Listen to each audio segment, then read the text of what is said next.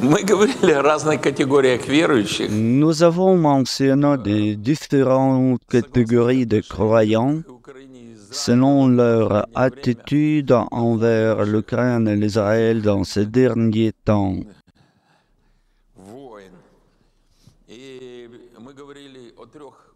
Durant ces guerres, nous avons mentionné trois catégories de croyants en fonction de leur compréhension et leur attitude envers Israël et l'Ukraine dans cette situation. Et nous avons parlé de la première catégorie de croyants qui soutiennent à la fois Israël et l'Ukraine et qui comprennent parfaitement que c'est la même armée des ténèbres qui a attaqué l'Ukraine, a provoqué une attaque de ses serviteurs contre Israël.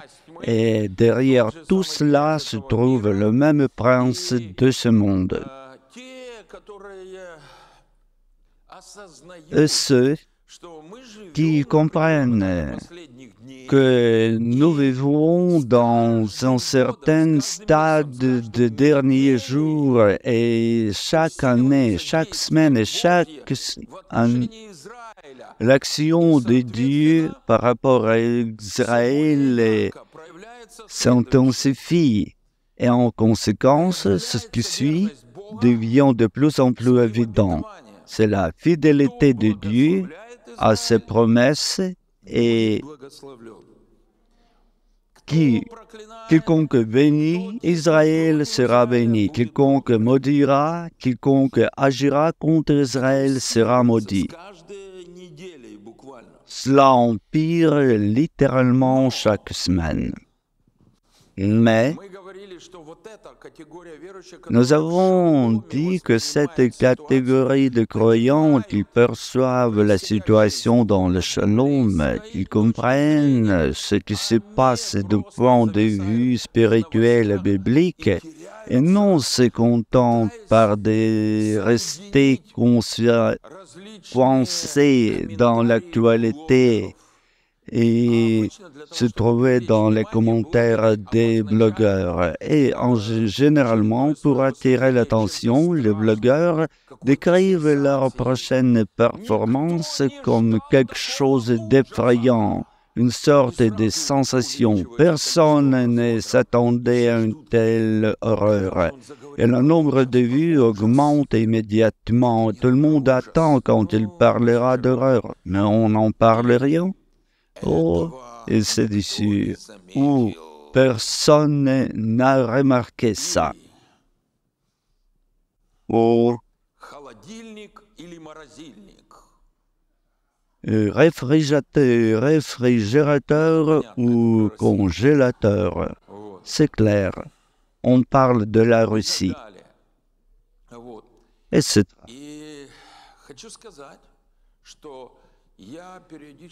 Et je veux dire que de temps en temps, surtout après le 7 octobre, j'ai moi-même commencé à rester coincé dans ce flux d'informations.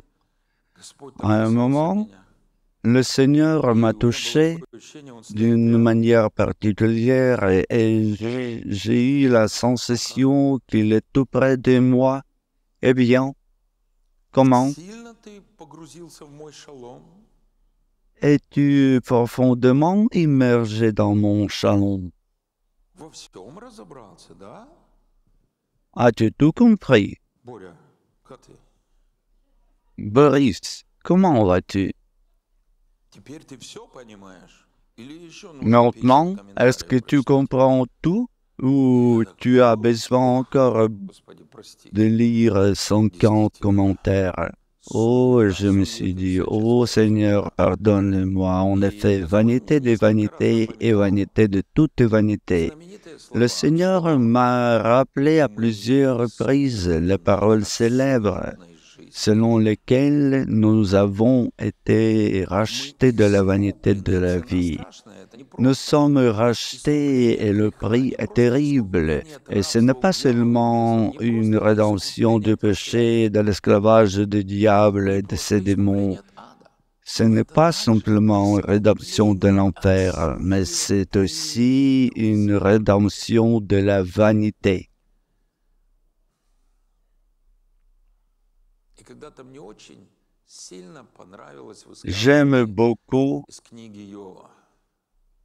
cette phrase du livre de Job. Надеяться L'homme на суету perdu est en vain, on espère en vanité, суета же и будет et возвышение. la vanité sera sa Всякое récompense. погружение в суету заканчивается Toute суетой. immersion dans la vanité И aboutit этот à la мир, vanité. он любит Et ce monde, вовлекать нас в различные il aime nous impliquer dans divers types d'agitation убеждать нас, что если мы et nous подсуетимся convaincre сильнее, que si nous nous agitons plus fort, награду. nous recevrons une sorte de В книге Иова récompense. Господь обещает Et нам, dans le livre de Job, le Seigneur nous promet, если ты будешь суетиться все сильнее, sais-tu quelle sera ta récompense si tu agis de plus en plus, друзья, encore plus de bruit.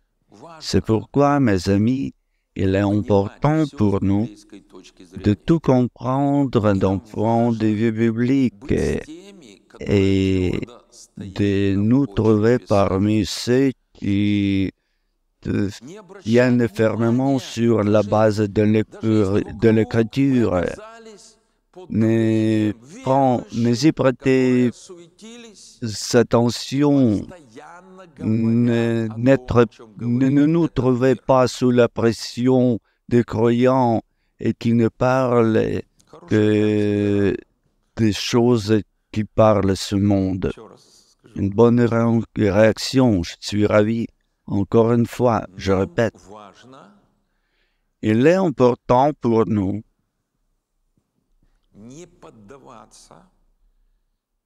de ne pas nous laisser influencer par cette vanité qui vient directement de ce monde. Et aussi, même s'il y a des croyants autour de nous qui parlent constamment de ces sujets de vanité dans lesquels il n'y a ni Dieu, ni Bible, ni Saint-Esprit, mais seulement il a dit ceci, il a dit cela, et il leur a répondu de telle manière, et ses commentaires étaient tels. Oh, et tu as lu de ces choses, tu lisais sa réponse, mais quelle était...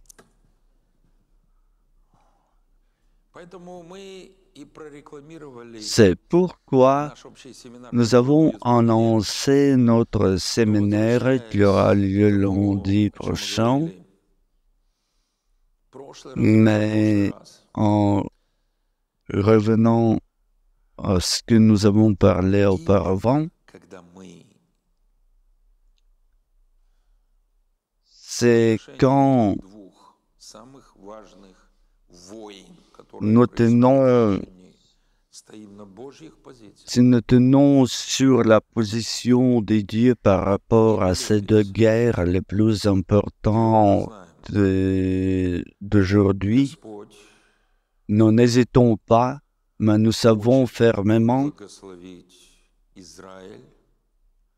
que le Seigneur veut bénir Israël. C'est une époque où le Seigneur protège Israël, même si la plupart des Israéliens sont loin de lui.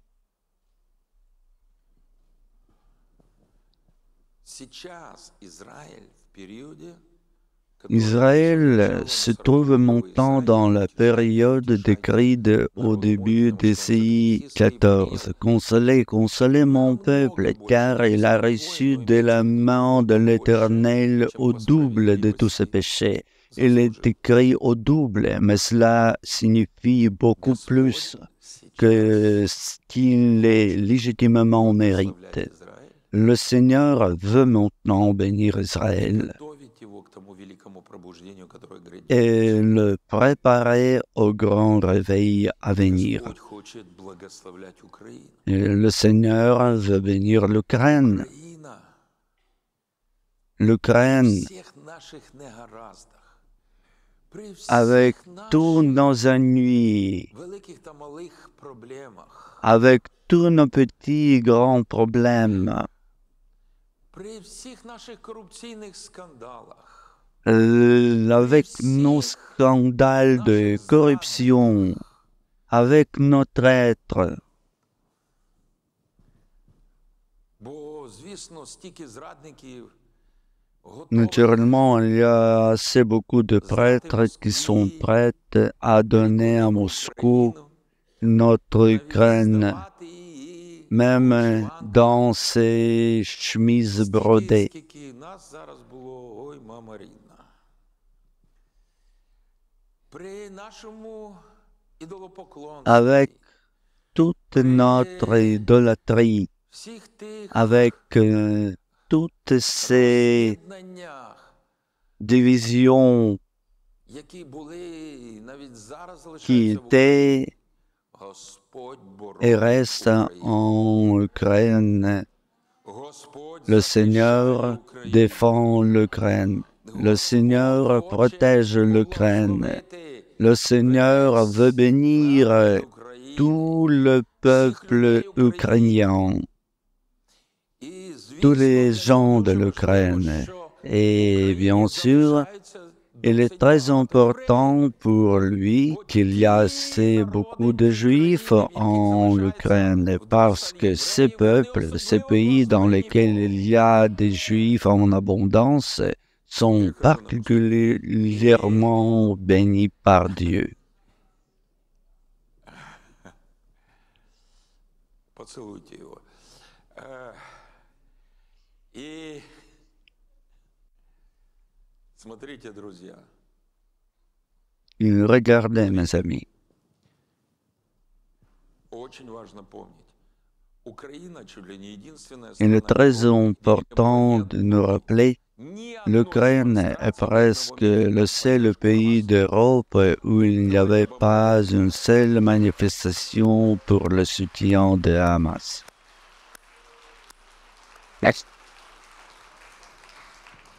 И удивительное единство в Украине. Et rendons grâce à Dieu. Удивительное единство. Et cette incroyable unité en Ukraine, une tenante unité, une variété de partis et de tendances dans la vie de politique, une variété de cercles qui se battent habituellement entre eux, ils se tiennent, ils adhèrent à une direction claire concernant la guerre en Israël. Tous sont pour Israël. Et c'est un facteur supplémentaire qui permet au Seigneur de bénir l'Ukraine avec joie. Et c'est très important. C'est très important. Et la façon dont Israël n'a pas provoqué le Hamas, mais a plutôt tenté de l'apaiser, c'est une cruelle erreur et une tromperie, en particulier de la part du gouvernement israélien. Mais aucune personne normale ne peut croire au mensonge selon lequel Israël a provoqué le Hamas, vice-versa. Et de même manière, l'Ukraine n'a pas provoqué la Russie. Vous savez qu'en Europe, en Amérique, beaucoup de gens pensent que Poutine, rempli de paix, voulait empêcher une guerre. Mais l'Ukraine n'a fait aucune concession, aucune négociation et a presque menacé la deuxième armée du monde. En effet, tout n'était pas comme ça. Nous avons essayé de parvenir à un accord, de trouver des compromis, mais rien n'a fonctionné. Encore une similitude étonnante. L'une des causes pourquoi Israël a eu un tel échec lorsque le Hamas l'attaquait. Plus d'un an, le Hamas a mené divers entraînements militaires près de la frontière israélienne. Israël est habitué à cela. Ils ont décidé, ah bien, ce n'est qu'un autre entraînement. Vous souvenez-vous de ce qui s'est passé quelques mois avant l'attaque russe? Manœuvre, entraînement. Ce n'est que l'entraînement. Et tous les propagandistes et dirigeants russes ont déclaré: on nous accuse que nous voulons attaquer l'Ukraine. Quelle absurdité! Ce n'est que les entraînements. Même esprit. Vous voyez, le même père du mensonge. Les mêmes méthodes sont utilisées par le Hamas et malheureusement par la Russie moderne. Ne vous y trompez pas, on ne se moque pas de Dieu. Ce que les nations auront semé, elles le moissonneront aussi. C'est pourquoi, mes amis, je remercie Dieu que nous sommes dans la communauté juive messianique. Dans la communauté juive messianique de Kiev. Je remercie Dieu pour toutes nos communautés affiliées amicales qui ont une compréhension biblique claire et équilibrée de ce qui se passe actuellement au Moyen-Orient et ici. Mais il est très important pour nous de transmettre cette compréhension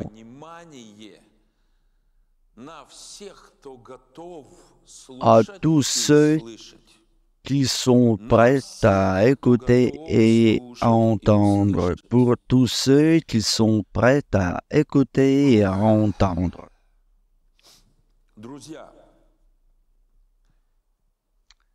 Mes amis, ouvrez le chapitre 24 du livre des Nombres.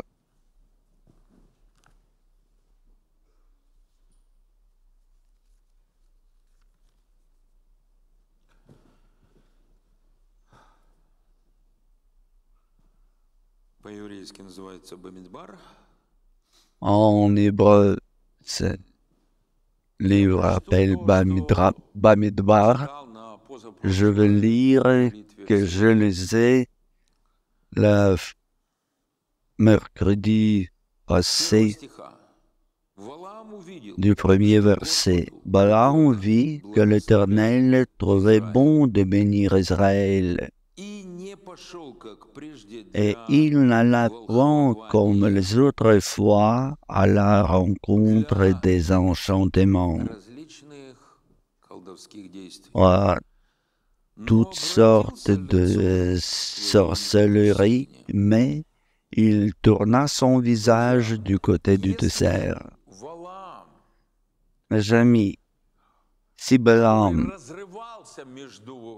qui était déchiré entre les dieux vivants d'Israël et son égoïsme, sa cupidité, son désir de puissance et de gloire, même s'il était capable de s'ouvrir à la parole de Dieu, à la révélation de Dieu, et de se soumettre à l'autorité de Dieu. Alors, nous ne devons pas désespérer des enfants de Dieu issus de diverses églises et confessions qui adoptent désormais des positions non bibliques à l'égard d'Israël. Nous pouvons être sûrs que le Seigneur est puissant pour les ramener à lui. Peut-être le Seigneur utilise aussi une ânesse ou un anneau qu'il utilisait par rapport à Balaam. Peut-être un hibou ou peut-être un vigne l'ourson ou peut-être nous. Vous savez, si nous sommes confrontés à une incompréhension de la part de nos frères et nos sœurs, au fait qu'ils ne comprennent pas ce qui se passe en Israël et qu'ils disent « Eh, quoi, Israël? Pourquoi il réagit de telle façon? » Oui, c'est dommage que la Hamas a attaqué, tué, torturé, brûlé les gens innocents, mais la réponse d'Israël est disproportionnée. Vous pouvez toujours poser une simple question. Quelle sera une réponse proportionnelle? Un homme sage a dit la réponse proportionnelle devait être suivante. Lorsque les Israéliens entraient dans la bande de Gaza, ils devaient tuer, violer, brûler et détruire tout et prendre des otages et exterminer tous les autres. Israël ne fait rien de telles choses. Pendant ce temps, en quelques semaines seulement, Israël a envoyé plus de 4 millions de SMS à différents citoyens de Gaza en les prévenant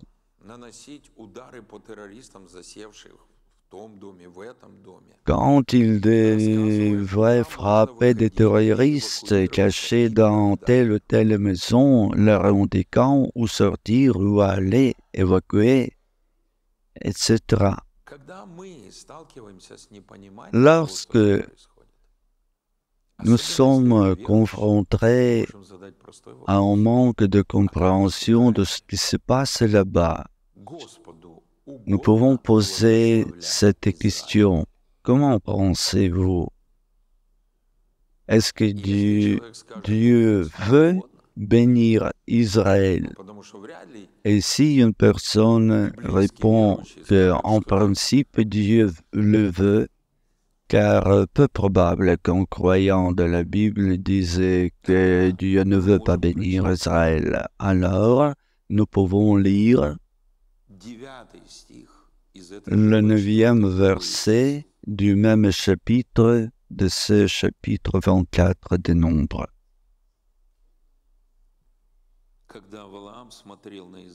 Quand Balaam regarda Israël, il dit, il ploie les genoux, il se couche comme un lion qui le fera lever.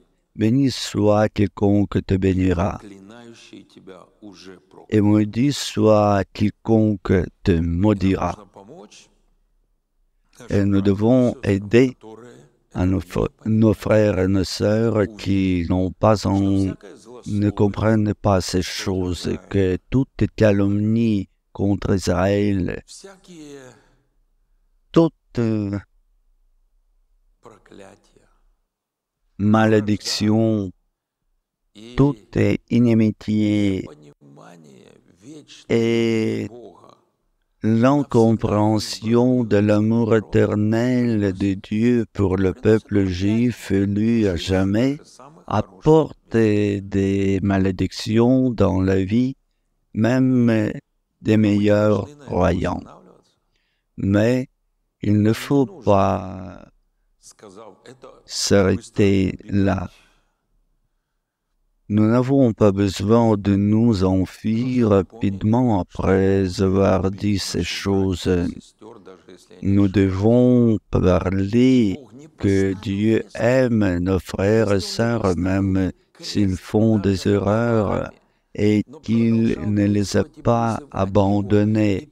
Il n'a pas mis une croix même sur Balaam, mais il continuait à agir et invoquer. Et Balaam a compris que Dieu veut bénir Israël. Et puis il s'est détourné de Balak, s'est détourné des ennemis d'Israël et s'est tourné vers le désert. Et c'est ce que les croyants devraient faire lorsque nous nous détournons de notre passé, de tout des péchés, des peurs, des malédictions, des défaites, des dépressions, de la vanité.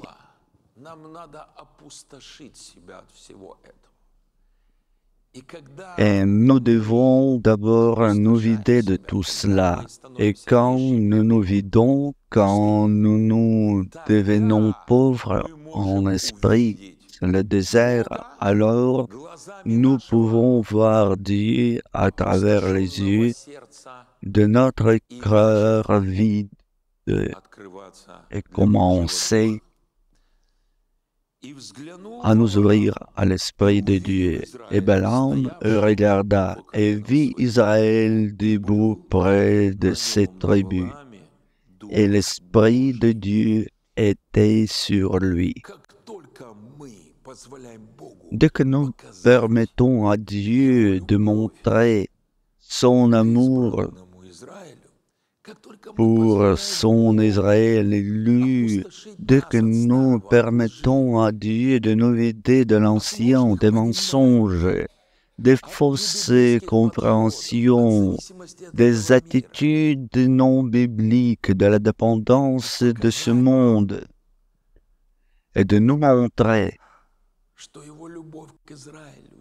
que son amour pour Israël est éternel. Et si nous voulons être avec Dieu, Dieu unique, éternel, omnipotent, glorieux et saint, nous devons avec lui voir son peuple par ses yeux. Et l'Esprit de Dieu vient sur nous, remplit-nous de son amour et nous donne une parole qui changera d'abord notre vie, puis celle des autres. Des autres gens, c'est important pour chacun de nous et pour les personnes que nous servons. Pourquoi le Seigneur a-t-il ce désir de bénir nos communautés? Pourquoi veut-il faire des miracles, des signes, des changements évidents dans nos vies en glorification?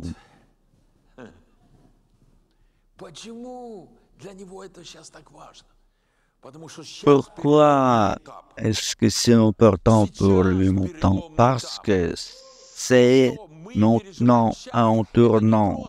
Ce que nous vivons actuellement à ce moment, ce n'est pas quelque chose qui passe. Ces gens sont dans le sens. C'est le moment quand nous pouvons changer notre propre destin. Nous pouvons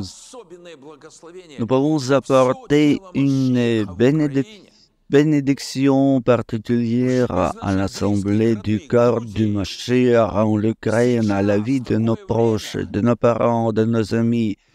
C'est le temps dont dépend la suite des événements, le futur. Ce n'est pas seulement quelque chose qui passe, c'est un tournant.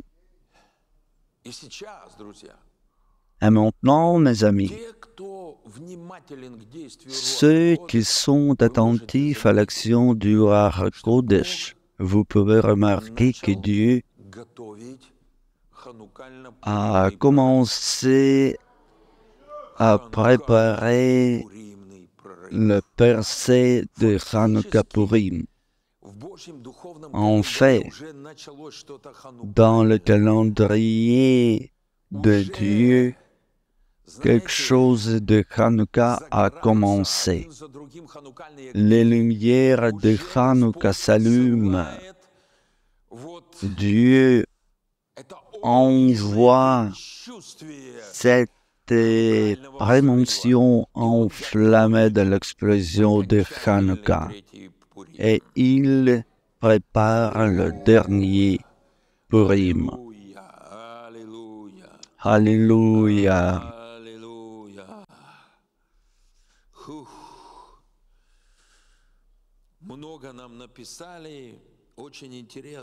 On nous a écrit beaucoup de témoignages intéressants, des traits de l'écriture.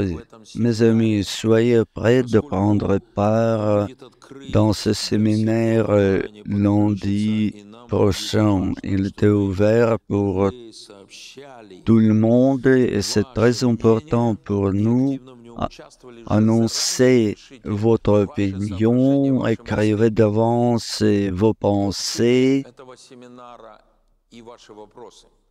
d'après le thème de ce séminaire et vos questions. Alors, mes amis, chacun de nous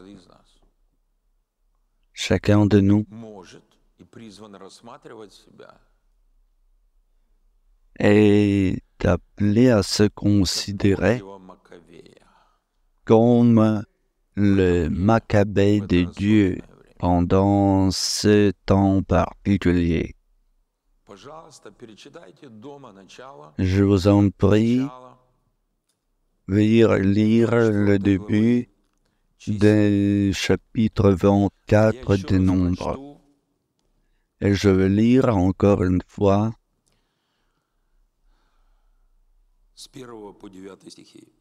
du 1er au 9e verset. Balaam vit que l'Éternel trouvait bon de bénir Israël. Pas maudire, mais bénir, il n'alla point comme les autres fois.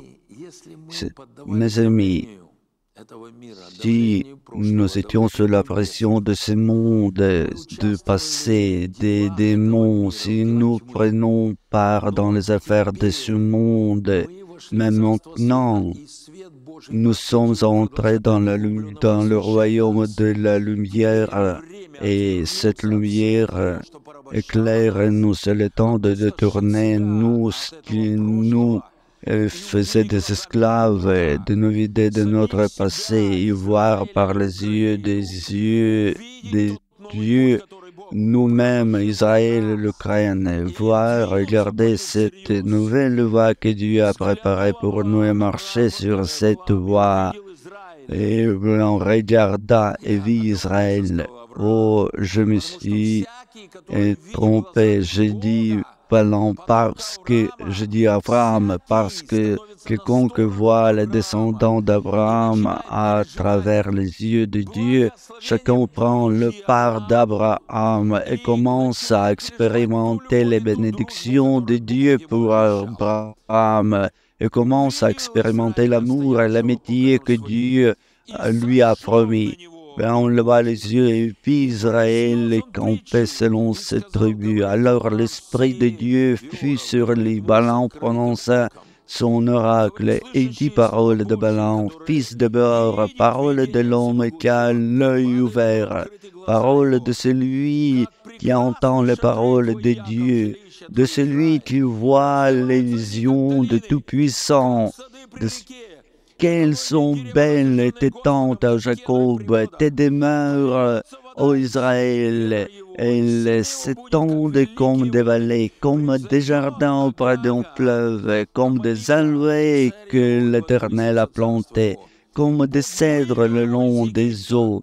L'eau coule de ces eaux, et sa semence est fécondée par l'abondance des eaux. Son roi s'élève au-dessus d'Agag, et son royaume devient puissant.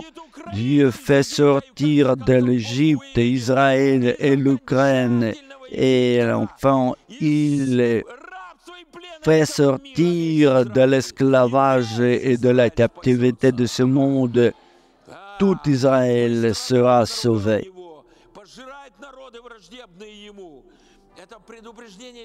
Il est pour lui comme la vigueur du buffle. Il dévore les nations qui se lèvent contre lui.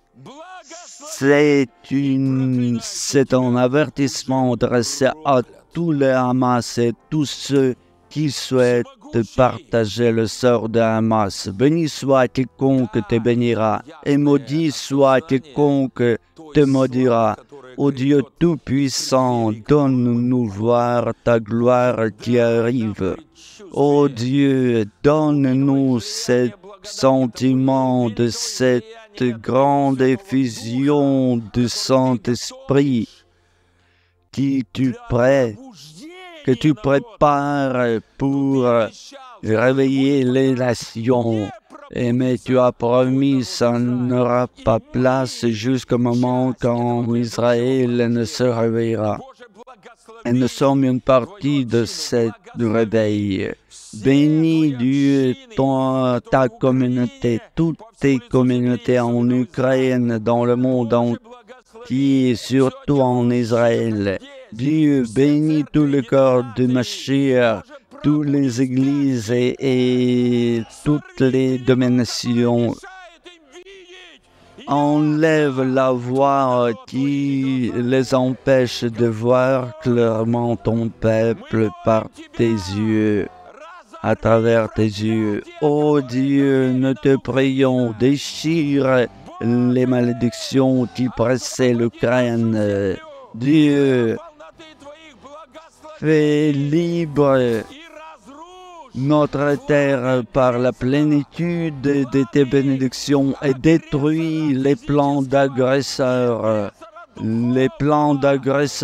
physiques et spirituels. Détruis-les. Cette armée des ténèbres